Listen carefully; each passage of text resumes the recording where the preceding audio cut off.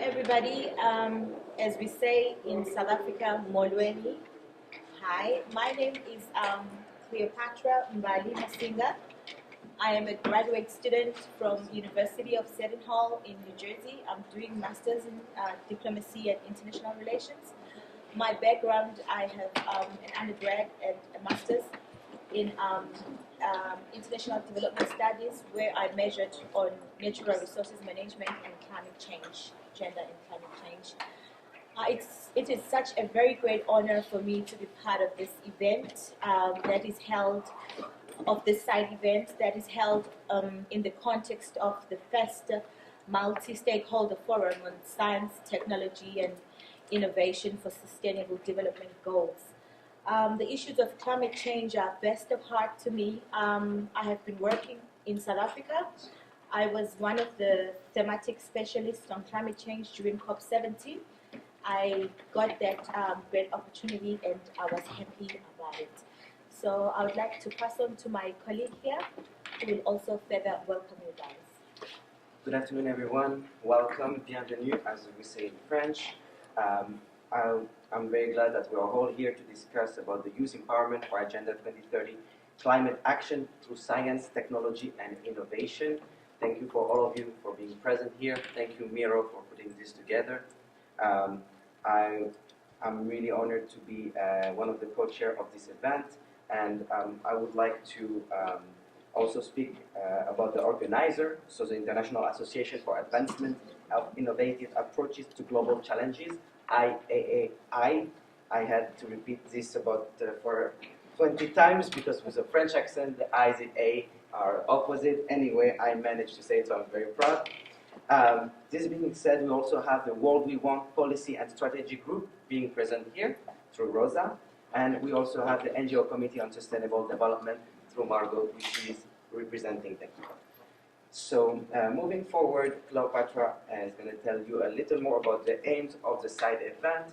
This event is made to answer and tackle one question, which is what do young people need to develop their human skill, their human potential, and play a positive role, empowered through new technology in accordance to Agenda 2030 and the SDGs.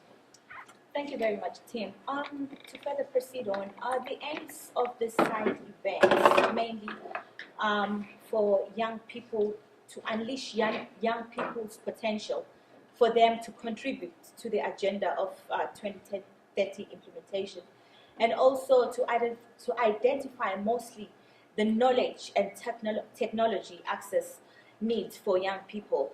We know that the young people in developing countries, there's a high rate of unemployment. So it is very important for them to be to have technology access and have knowledge.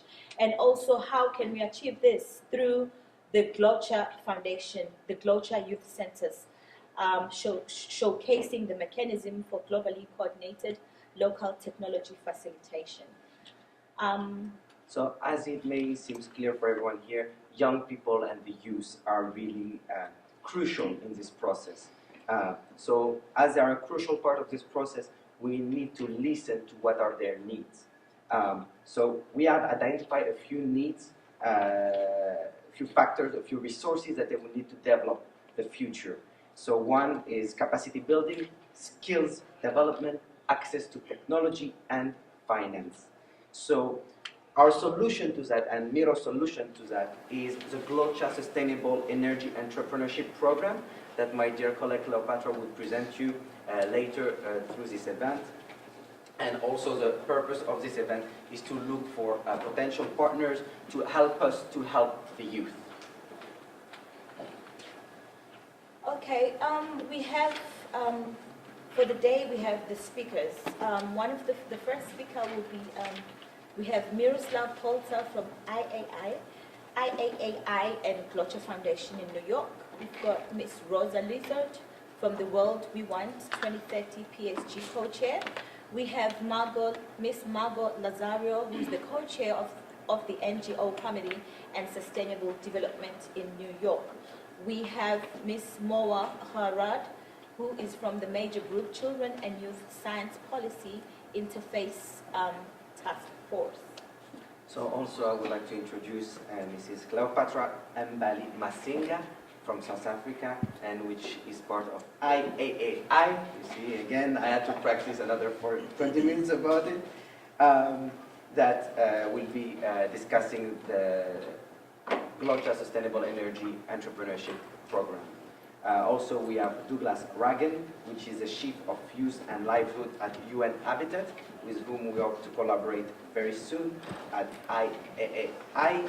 And we're going to have a video of Mina Aslama Horowitz, who teaches at St. John's University, and who also is part of the Glocha Foundation based in New York and in Australia. Thank you very much, Cleopatra. Thank you very much, Tony. Welcome, everybody. Willkommen, dobrodošli, in the languages of from Austria and Carinthia, the place where I'm coming from. So I'm here to welcome you as one of the organizers of today's event, and also to explain you briefly the basic rationale for our work and why we are doing this the way we are doing it. So we have now a wonderful roadmap to a sustainable future. We have the Agenda 2030, the Sustainable Development Goals, and we have the Paris Agreement on climate action. But the question is, who will take the lead? It's really a very ambitious agenda. It will take trillions of dollars to implement it. It needs to be somehow owned by everybody and implemented in the everyday life of everybody. And the question is, who will do this? And the past was of this UN system and global challenges responses was that national governments took care. But nowadays, this is not enough anymore. Do you know in your country really a leader who would say, yes, Agenda 2030 is dear to my heart, I will do everything to implement it? In my country, Austria, there are not many leaders like this. And also the national ministries and the public institutions are in a crisis. They don't have resources, even not to solve local problems, how even to do it with the global problems. And so we need new approaches, and we need mechanisms that connect everybody who has resources and the will to help addressing global challenges, to empower these people and to provide these people with the resources and putting resources together, that together we are successful in the Agenda 2030, in climate action, and also having a good life in this. And this we do with our organization. It's the International Association for the Advancement of Innovative Approaches to Global Challenges. The name is already a mission statement, and we look for global citizens as the drivers of change and the drivers of transformation.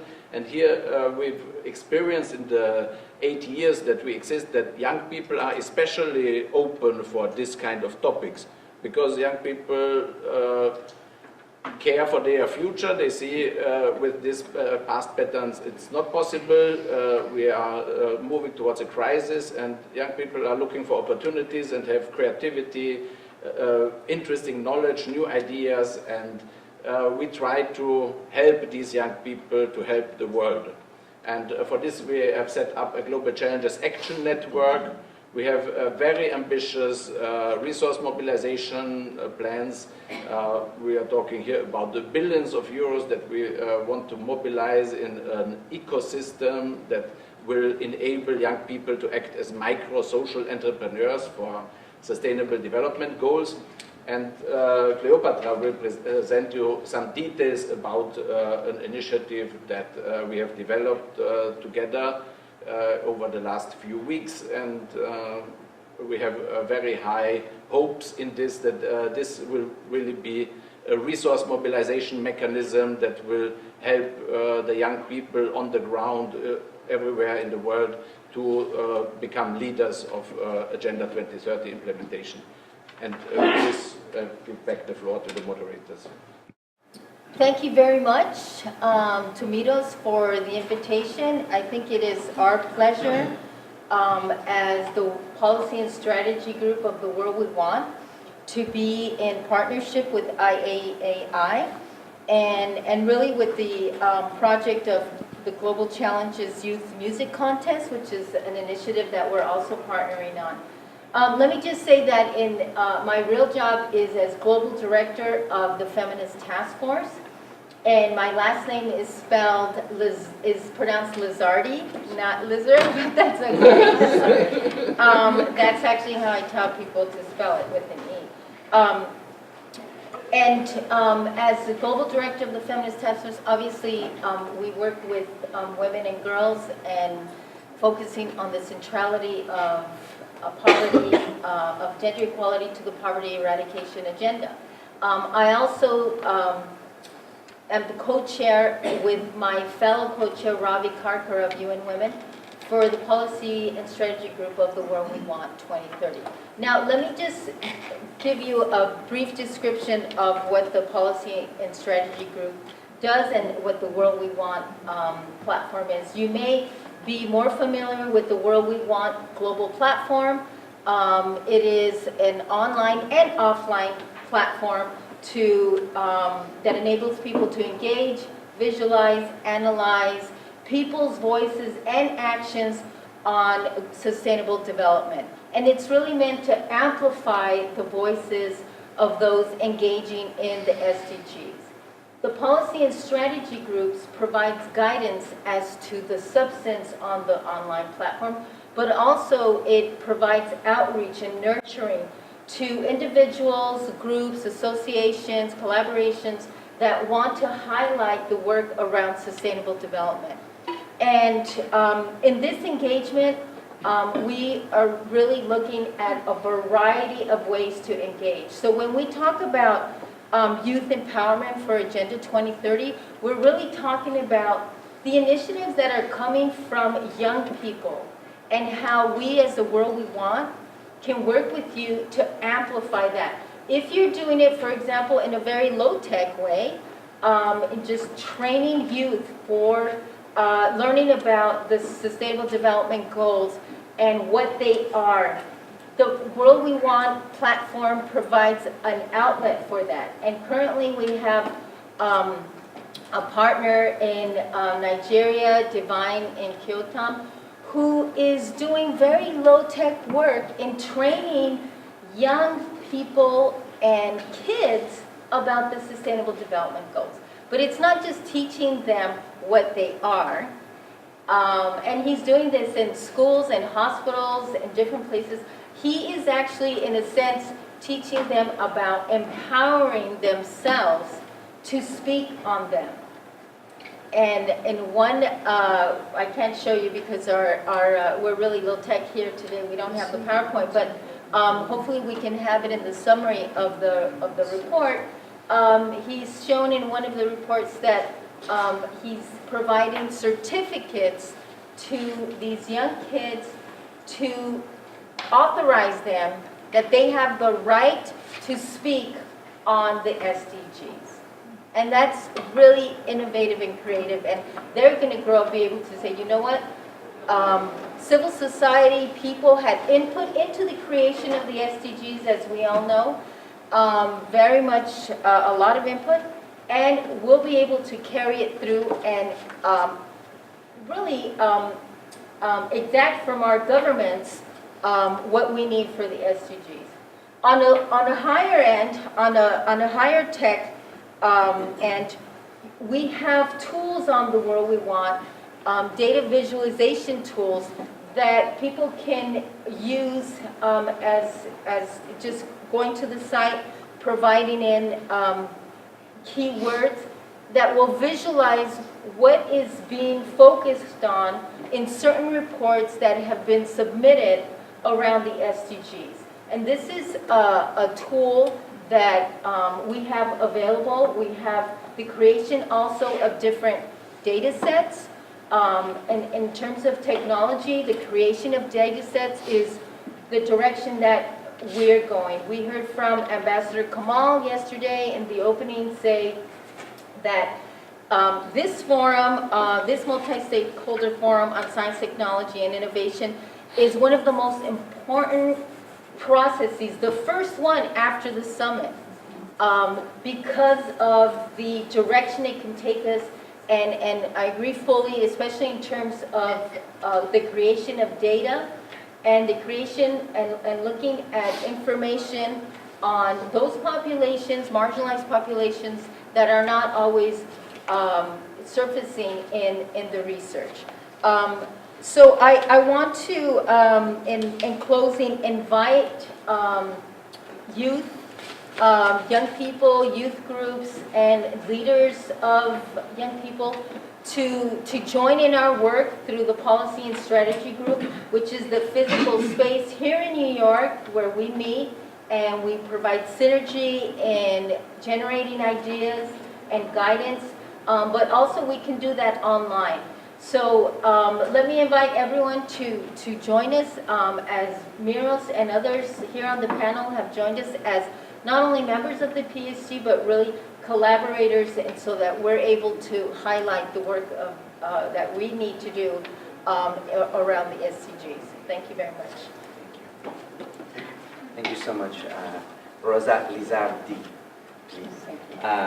Now we're going to hear Margot Lazaro, who is a co-chair of the NGO Committee on Sustainable Development, and she's going to tell us more about what she's doing. Thank you. Thank you, Tony, Cleopatra, Miro, colleagues, and friends. I'm happy to be addressing you today as a co-organizer of your side event on behalf of the NGO Committee on Sustainable Development New York, the International Council of Women, my colleague is here, and Global Family. Last week during a meeting here at the UN for the Kazakhstan Anasta Expo 2017, I mentioned that this is a critical time in our world's history. It is also an exciting time for all of us to get involved in the solutions for the 17 Sustainable Development Goals and their 169 targets to achieve the success of the 2030 Sustainable Development Agenda. The focus of the meeting was on the impact of SDG 7 to ensure sustainable energy for all while making a connection with the innovative technologies and science with relation to the other 16 goals, which include ending poverty, ensuring health and well-being, education, gender equality, sustained economic growth, peaceful societies, sustained consumption, sustainable consumption, resilient infrastructures, and fostering partnerships. We all can immediately become part of this action, the actions to empower youth through social impact projects by working in partnership with key stakeholders, including by forming intergenerational alliances. This includes working with civil society and the private sector to possibly assist local and national authorities with the development of solutions that work for all sectors of society.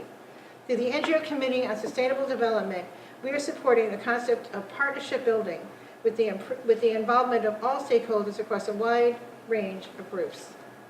It is essential for youth to become engaged in the implementation of the SDGs, as we absolutely encourage youth to invest their talent and resources in the design and development of new technologies and science in order to move towards more cost-effective and efficient methods to improve the lives of all people while protecting the ecosystem of our planet to ensure global security. We suggested our youth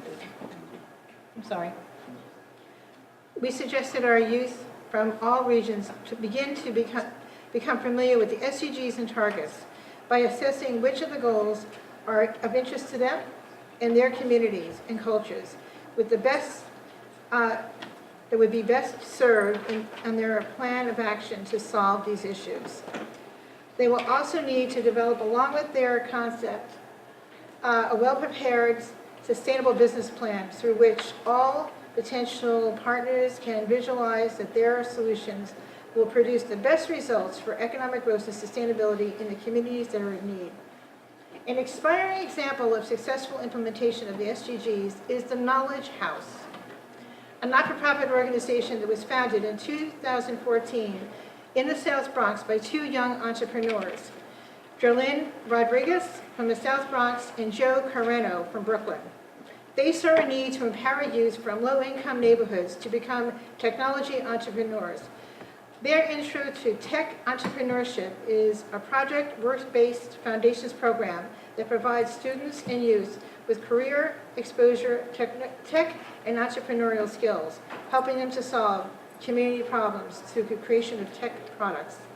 The motto of the NGO Committee on Sustainable Development is turn your passions into actions for change, something we strongly believe in. The truth be told, if you don't find the solution, someone else will. And why not have that be you? We look forward to continuing our support of these initiatives and collaborating on projects with all of you. Our website is ngocsd-ny.org. And yes, this is a critical time, but it's also a very exciting one, as all of us can have a role in developing the solutions before 2030, certainly to leave no one behind, and that must include all of us. Thank you. Thank you very much, Ms. Marco. Lazaro. Miss Lazaro, Marco Lazaro. Thank you very much. I'm sorry about that. That's okay. Well, I have learned a lot in just a few moments that if you do not find solutions, someone will. So I'd like to represent our next speaker who is Ms. Hergard. I hope I'm spelling it correctly. I'm sorry about that with my South African accent. She is the Major Group Children and Youth Science Policy Interface Task Force. Thank you. Thanks a lot, and it was right pronunciation. You could call it mansion because that's the translation to English. For make it even more easy. Anyhow, so my name is Moa, and coming from the Science Policy Interface platform as part of the UN Major Group for Children and Youth, so part of the whole stakeholder engagement mechanism throughout the whole Agenda 2030 negotiations and now even beyond. And it's a platform to engage young scientists in the technical presentation mechanism, as well as initiate different projects together in regards of young scientist engagement throughout Science Policy Interface. And yeah, so we all have a responsibility to engage, and it was also a huge interest of young scientists to actually make their research meaningful. Because there's so many great ideas out there, and there's a need now when the politicians have recognized the need of building the politics on, or the policy on science to have this communication together, as we all know. So the question I got to answer today was, what is the critical in regards of engagement and empowerment of youth in the science policy interface? And as mentioned by colleagues now before, capacity building is a very important aspect. We have a young scientist here today, part of the platform, who is 15 years old. And the capacity building and the encouragement she got through an institutional, like in the education system, it's a proof that it can definitely work. And she will have an approach to science policy interface which none of us really had. In regards to this, it's obvious for her to base policy on science. And that this also needs to be adapted is something I think was a bit forgotten to the different settings, in different cultures, in different socioeconomic settings, etc. But something that I felt that one could add in regards of respond to this question would be the equal engagement. So one should be engaged throughout all process on an equal level, and that it should preferably also be self-led, at least when it comes to youth. Maybe not if you're a minor, but the ones above the age of 18. That self-led engagement tend to give so much more in regards of the capacity building aspects. And the recognition is something that I started to realize now when becoming more and more engaged in the scientific community, that the recognition to the ones who've done the work, more or less, which is basic norms, and thereby also the recognition to youth when they are contributing to science. And how to do this? So I think one can incorporate the whole science policy interface throughout the whole community. There's an ongoing discussion about urbanization where I think that one can definitely incorporate and address it. And something that I don't think is very important in order to maintain it in the long end is the formal engagement process. So make sure that there's institutional. If it's in university level in one city, if it's in the municipality in one city, or if it's in the UN level, to make sure it's institutionalized. So it will stay there beyond the driving forces which currently exist today.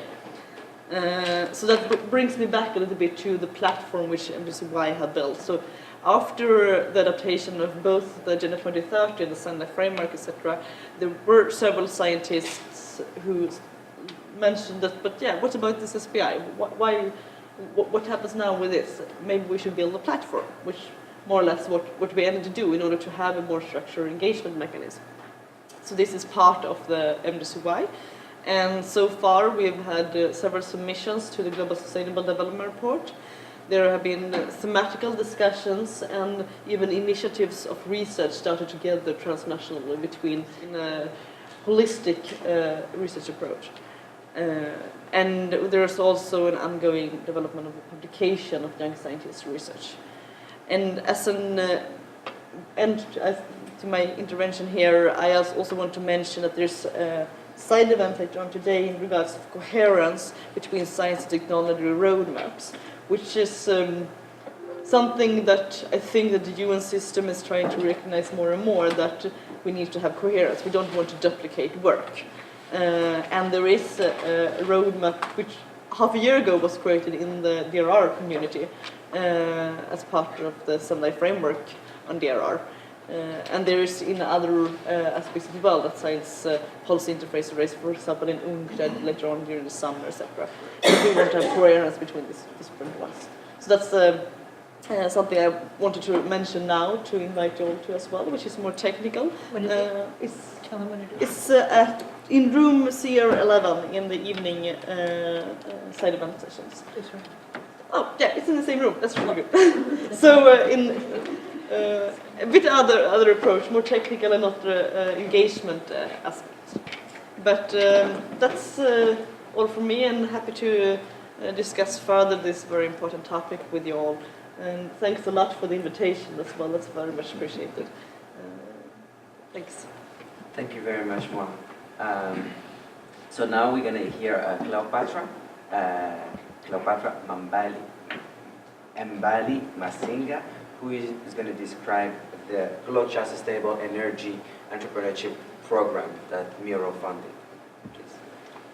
Thank you very much, Chair. Yes, my name is Cleopatra Mbali Masinga. I am originally from South Africa, as I've stated earlier.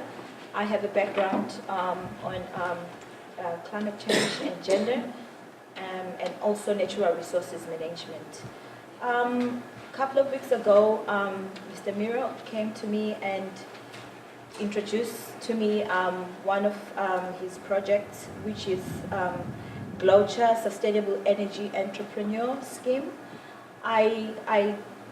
I was very interested and I bought into it, and I started helping, doing a little bit of some research about it. This is a scheme which helps young women and men to driving the transition to low carbon societies in cities and local communities in developing countries.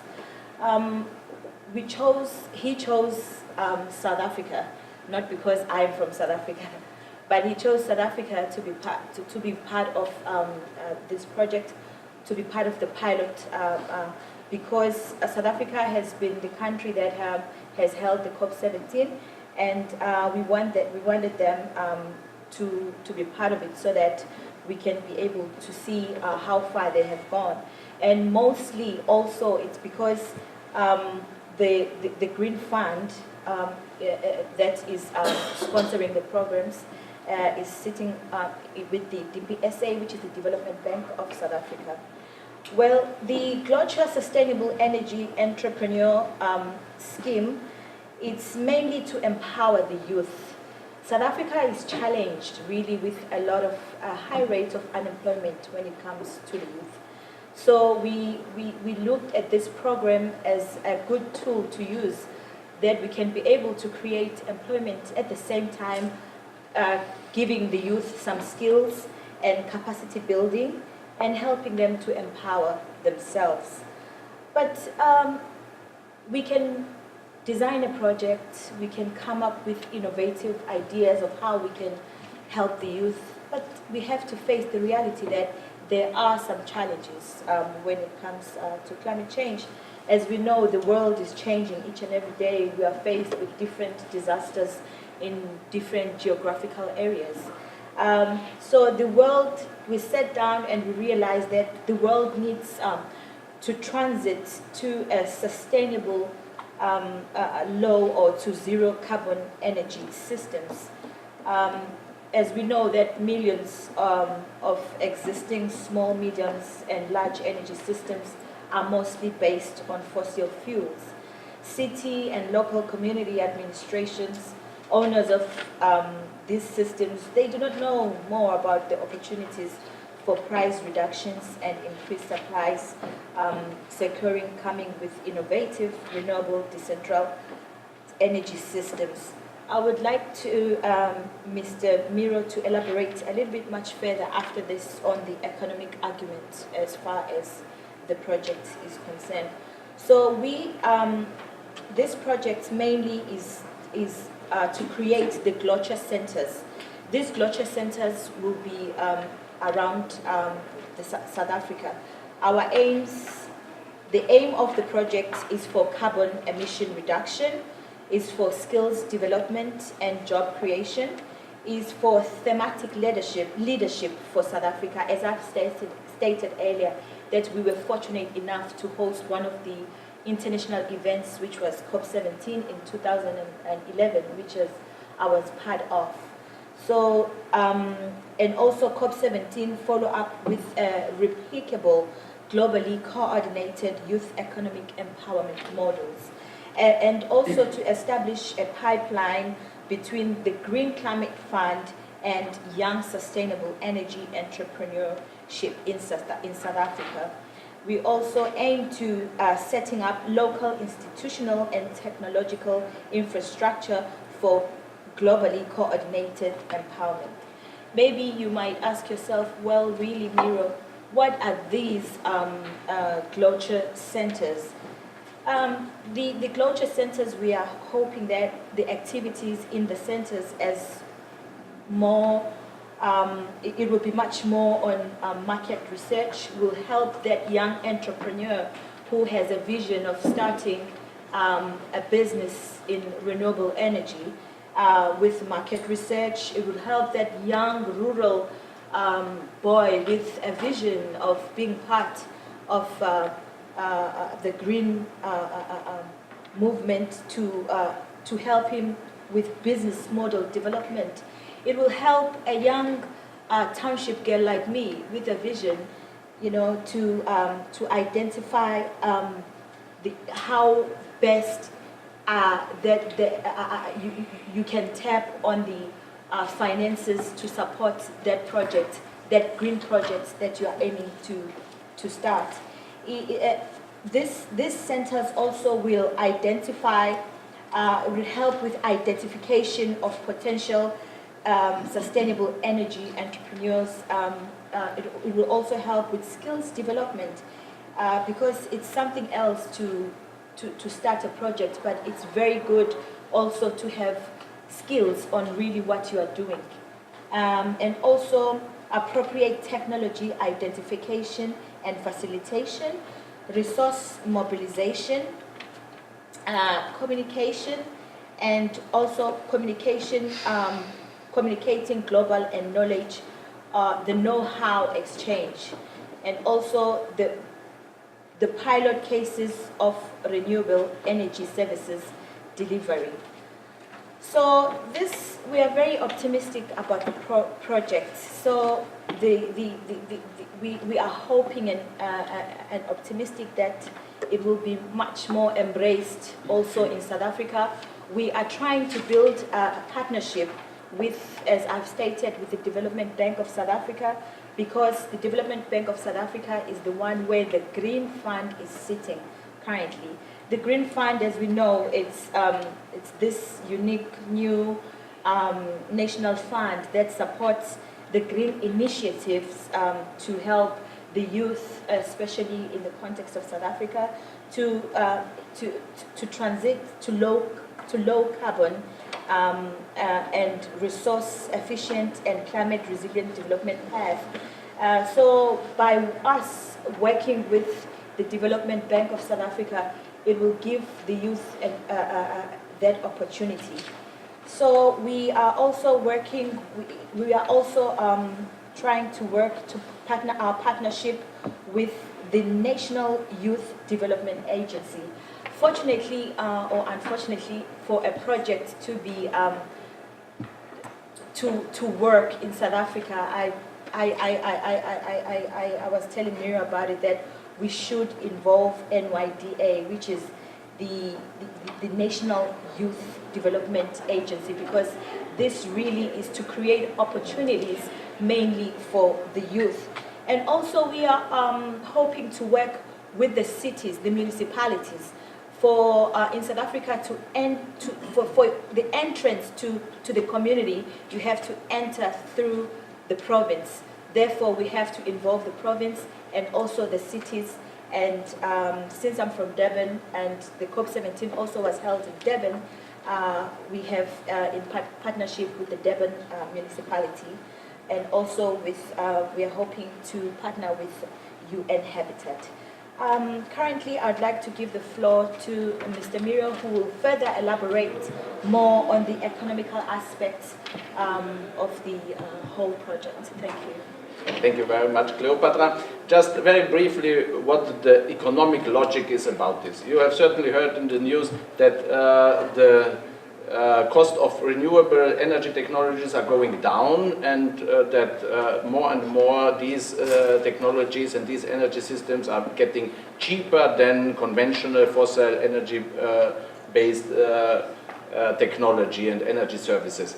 And this is going to be further increase this price advantage of these renewable energy services that our sustainable energy entrepreneurs shall deliver through support from the Green Climate Fund, which is based in South Korea, and it is from 2020 onwards, there will be every year available $100 billion per year from financed by developed countries for activities in developing countries to mitigate and climate change and to adapt to climate change.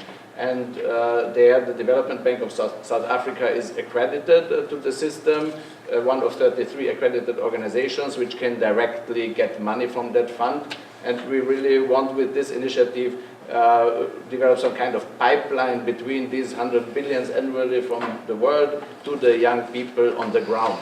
And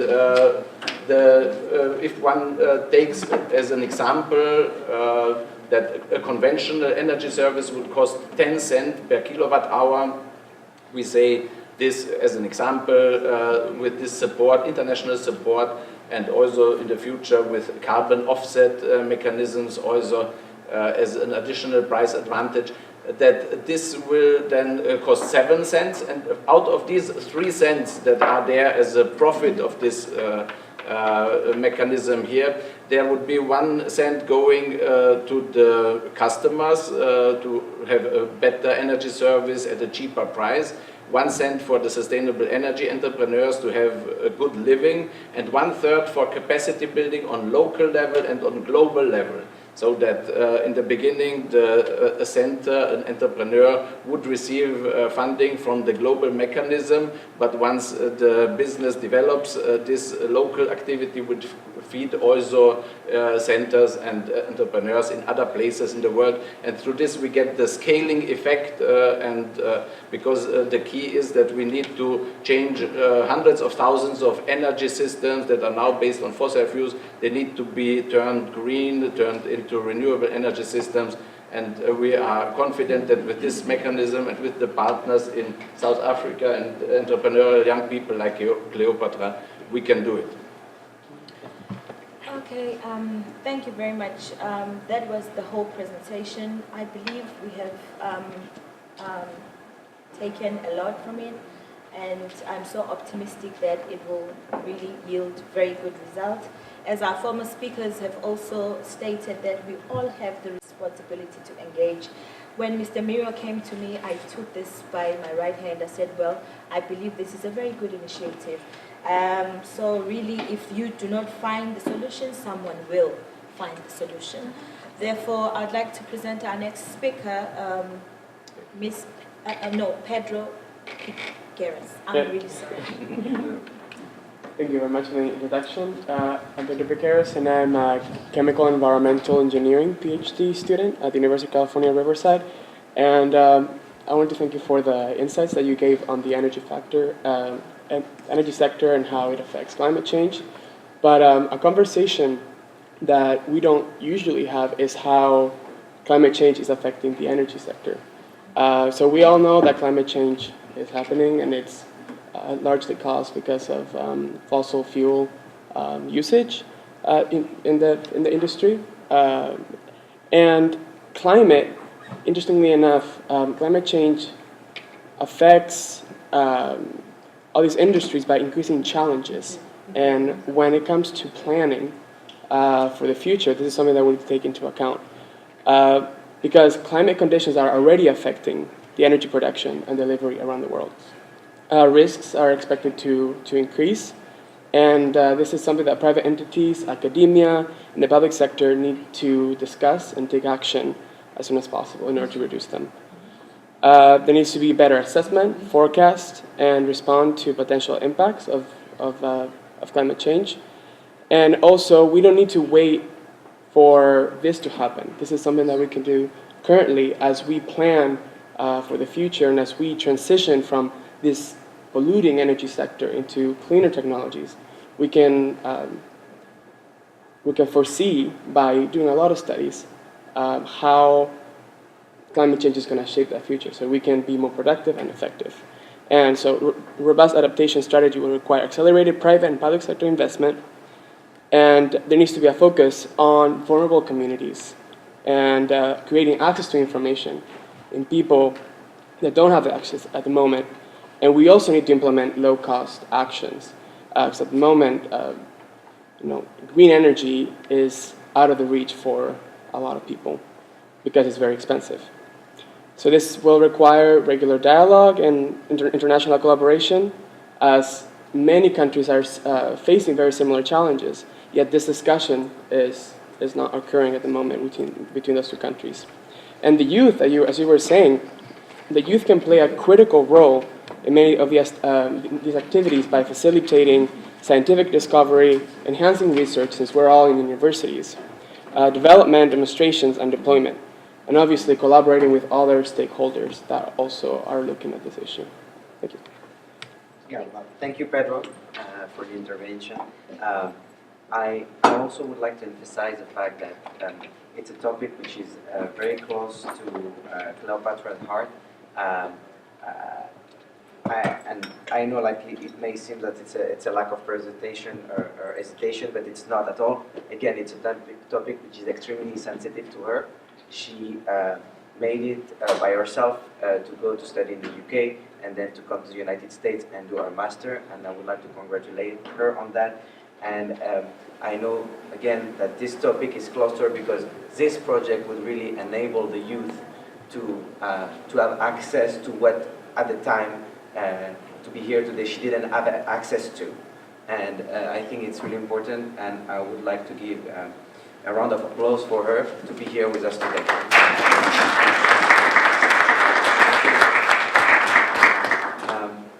Moving on, is Mr. Douglas Ragan here?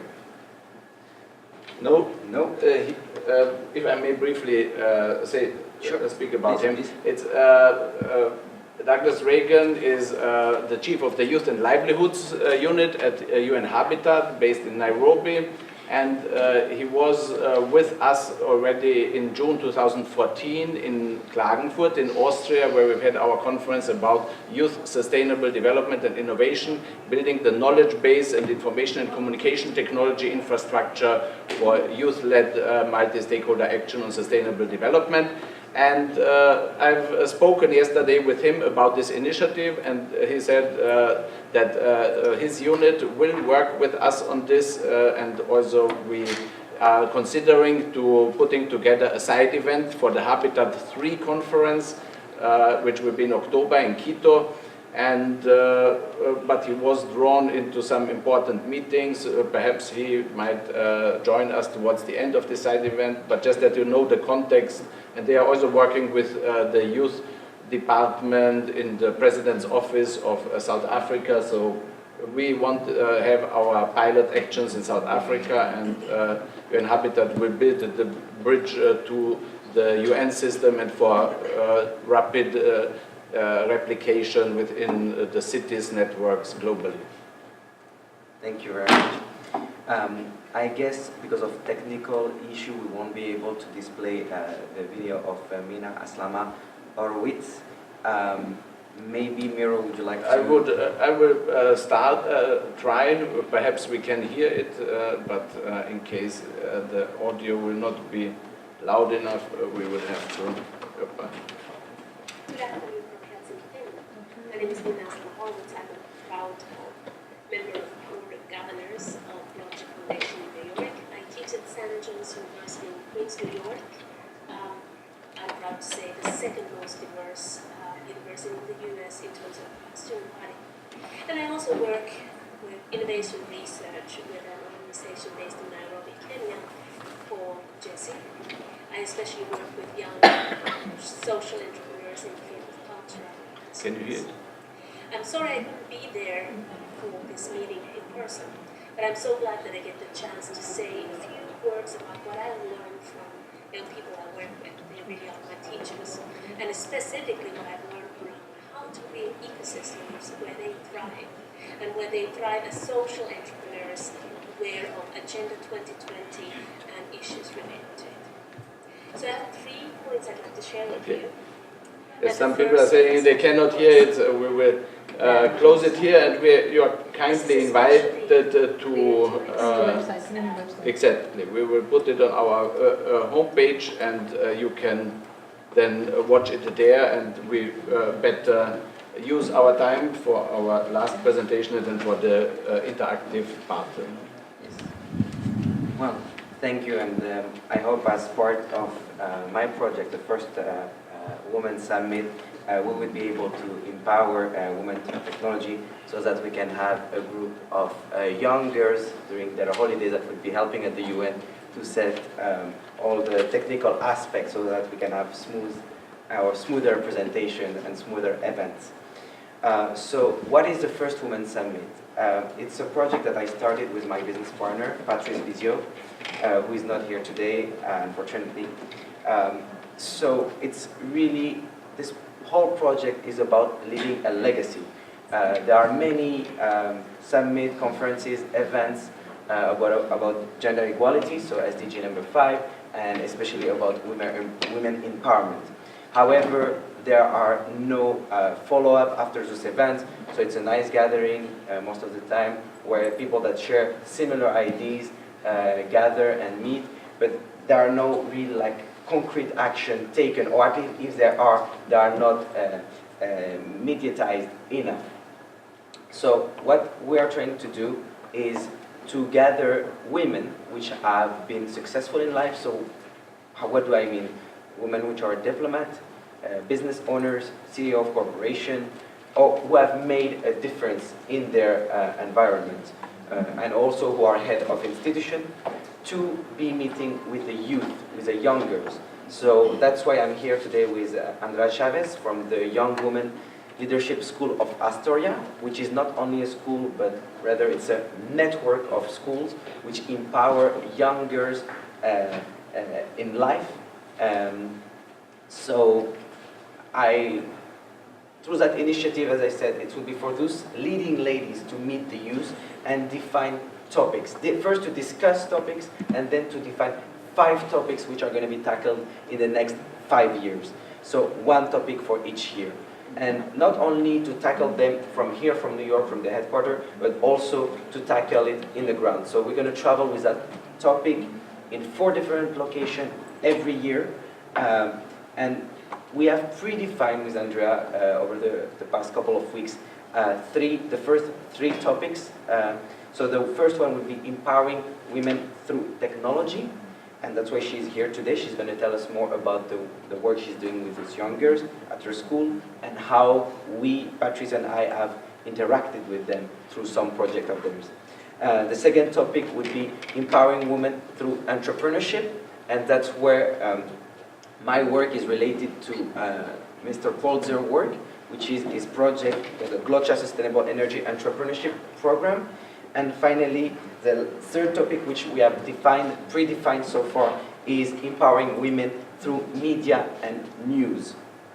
So, this being said, many people have asked me why me, why a man fighting for gender equality, fighting for women empowerment.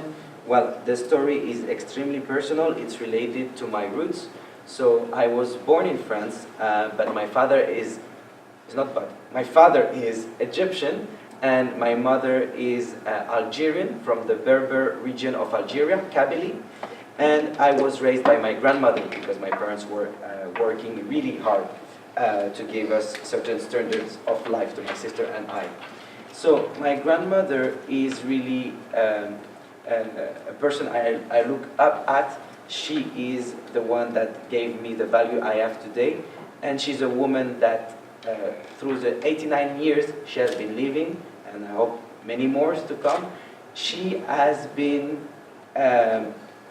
fighting against many injustices. The first one being the fact that she were married to my grandfather, more or less without her consent, so it's more or less than more.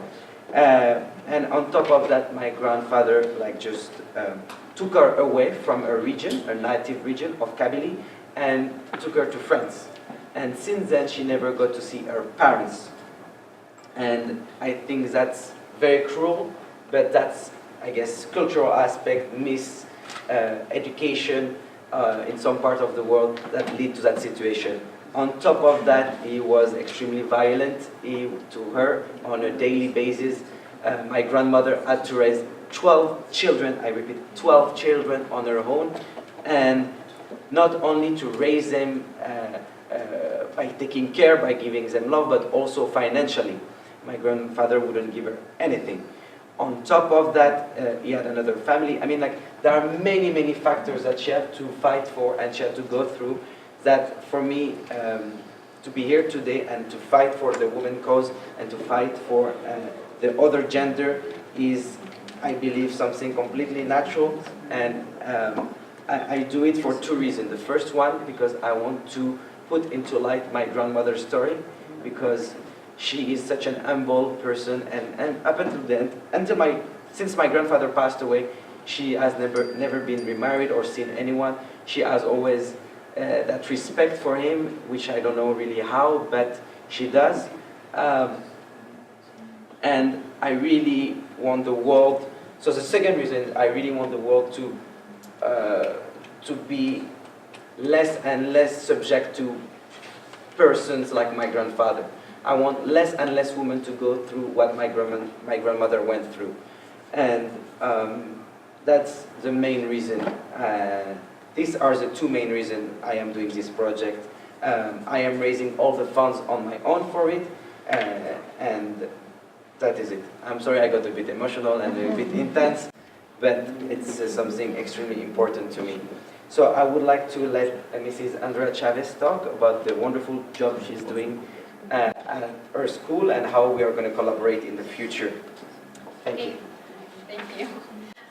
So first of all, thank you for inviting me here today. I am a teacher. I was just a Spanish teacher just a couple of years ago. Sure. Maybe speak just a little slower. Sure. Thank you. Can you hear me now? Yes. Okay. So I am a teacher at the Young Women's Leadership School of Astoria, but I belong to the network, the Young Women's Leadership Network. We have 5 schools in New York, others in other states, and they happen to be all girls schools, but they are public schools, and we had very high poverty in our schools. And the way that we tackle these problems is by infusing innovation inside of our schools, especially technology. For example, I was just a Spanish teacher a few years ago, and I became a technology teacher just to be the model that the women need today. Because just like, I don't know, I am not a computer scientist, I am not a programmer, but I became one, just to like show the girls that they could do it themselves. And through this work, we have been able to create apps that for carbon footprints. We have been able to create full video games on recycling. We have created also a video game on how to eat healthy. We have also bring it to like a live show, an eco-friendly fashion show, where technology opens up the show, where Patrice Visiot, he has contributed to the show too, and the power of women.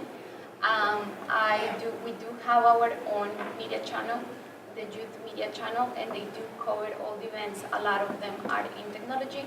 And this year I was nominated by the White House as a computer science innovator.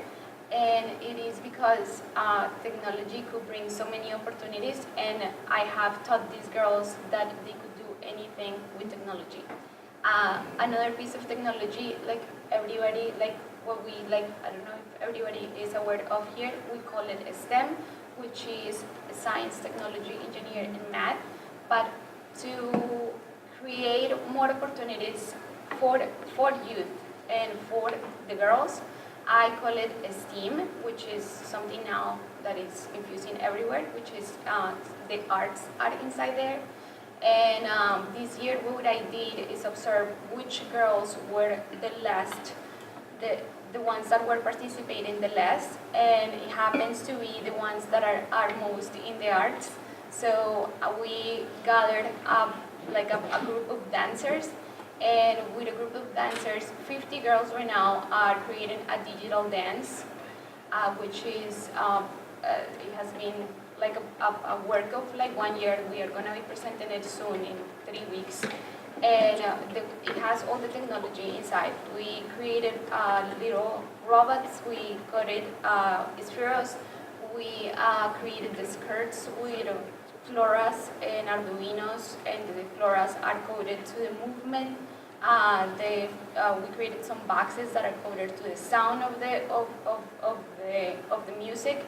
We created backgrounds that are graphic design, have filmmaker, film effects, and the dancers help all to this, and we had no experience on any of these. So we started in December, and we started researching, and just with people around, we just started just asking who could help us, and that's like how we got, like we have gotten here today. I think it is an important issue. I am going to the White House in 2 weeks to keep talking about computer science for all. And in this event that we are creating, we think that it is very important. All these three things, technology and innovation, and my contribute was to like create inside of this a hackathon. So how we can create positive things, just like positive opportunities to create like a bigger impact. Thank you very much. Well, I would like to thank you all for being here with us today. Thank you very much, Miro, for... We will discuss now. We'll have another 10 minutes. Yeah, okay, sure. I thought, all right. Well, then, now the floor is open to questions or comments. Anyone? Yes. Yes, please, Mrs. Lazaro. You can come to my last week we were with Rachel Kite, who's the CEO of Sustainable Energy for All, and a special representative of the Secretary General. And I just want to say, it's not all bleak. When Rachel came in, she told us all on the panel that there is a lot happening outside of this complex that is really putting, metal to whatever, to the pedal, whatever the terminology is. It's really happening. In the islands, there are so many technology, energy people making it happen, working with governments. So if you're all in here and you want to get involved, get going. Just get going. Come on, we want to work with you. We want to support you. There are entrepreneurs coming around here who want to support new innovative technologies. If you have something, if you think you have partners, or you have an idea, and by the way, science and arts are always very closely associated. I know Gloria, who's here, she's also a designer. Design is a part of a lot of it. I have a great appreciation for people who are designers of amazing infrastructures that is saving cities from what's the results of climate change. So, I mean, it's there. And there are people doing it. It's not all bleak. It's not the end of the world. And one of the people that I talked about last week also was Solar Sister. They had an idea to take solar to rural areas in Africa. And they were backed. Do you know what W Power is? Check it out. W Power is the U.S. government supporting groups that are wanting to empower 8,000 women entrepreneurs. And let me say this too. Remember, intergenerational, working together, gender equality, it's men and women together. And it's everybody, even if somebody's retired, my God, they can come up with an idea and let's encourage them and support them. Everybody has a part to play in this. So it's not bleak, it's doable, and we can get going and make it happen. And don't forget about Anasta Expo 2017. Check that out too. That's in Kazakhstan. That's happening next year. It's happening in June. It's about the future of energy. Right? Yeah, it's the future of energy. And they're building a whole complex, so it doesn't just happen one time. It's going to be 3 months in the summer of next year, June, July, and August. And they want people to come in and work with them. And it's going to be an ongoing development, not just 1 year. And if I may build on this, the statement of Margot, really, there's really so great potential in this crisis and in this big transformation now towards a low-carbon society. And there's really, our formula is globally coordinated local action, because there's really there are wonderful things on the local level, but they need to be connected with a global ecosystem, with a global enabling framework, so that it can be replicated, that it can be nourished and cross-fertilizing. So we aim to build this ecosystem, and we need the creativity, the social energy, and the entrepreneurial spirit of young people to make it happen and really to drive the change. And there are opportunities for everybody in this. This is really high opportunity time now also. Thank you. Thank you very much. Is there Any other questions or comments? Yes. Yes, sir. I'm listening to all of this, and the hundreds of millions of young, brilliant people you're collecting, or older people, or retired people. Somehow or other you have to now catalog their real capabilities, or you're going to have all these do-gooders. But how are you going to know who really is capable to execute? I'm listening here, and I'm just thinking what interested me, Gloria, as a person. I found your personal story of you with your partner, who are entrepreneurs or successful, I don't know.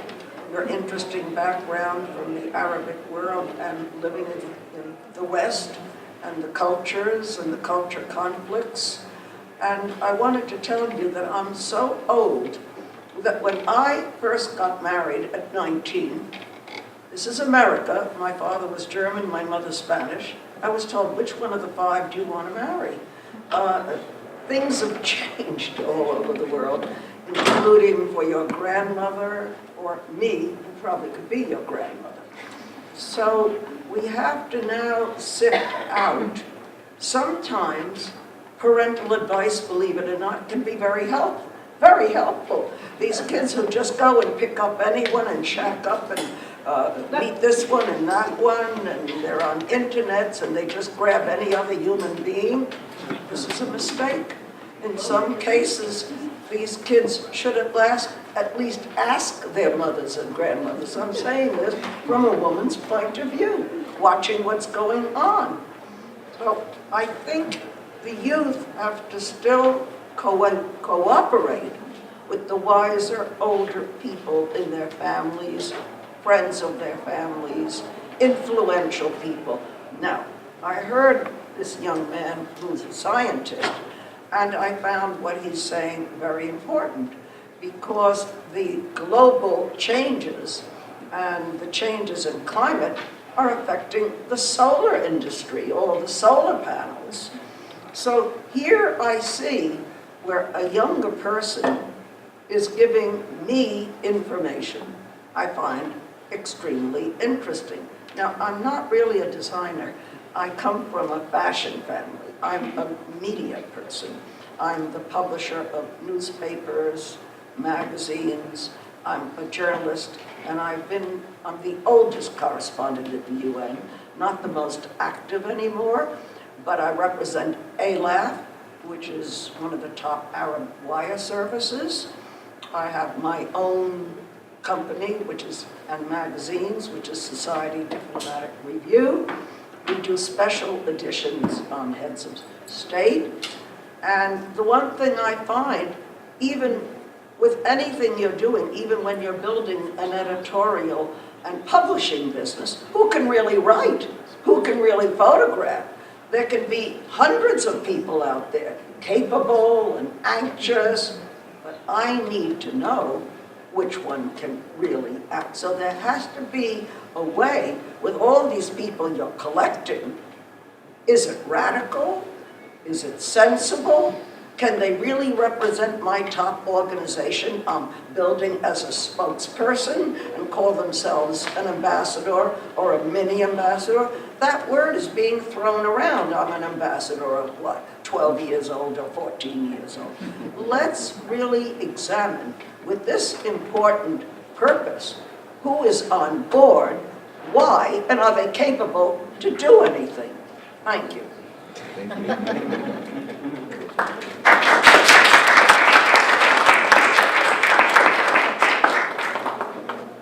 Well, thank you very much for your comment and feedback. Very much appreciated. And but I'm really very interested, or I wouldn't be here. I'm one of the busiest people you can ever imagine. I had to leave a staff of 4 sitting around doing nothing to be here. I know the project's important. I know Miroslav is on a right track, but it's unwieldy at this point with hundreds of people involved. You have to start cataloging and qualifying who are these people. thank you. Thank you very much.